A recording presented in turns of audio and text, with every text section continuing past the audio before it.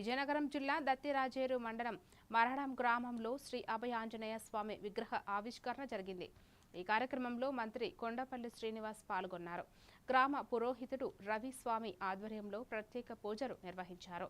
ఈ సందర్భంగా ఆలయ ధర్మకర్త సలాది నరసింగారావు మాట్లాడుతూ మధ్యాహ్నం 2000 మంది భక్తులకు అన్న సమారాధన ఏర్పాట్లు చేస్తున్నట్లు తెలిపారు. ఈ పూజలలో గ్రామ మాజీ సర్పంచ్, ఉప సర్పంచ్ జి నరసింగారావుతో పాటు గ్రామ పెద్దలు, ప్రజలు పాల్గొన్నారు.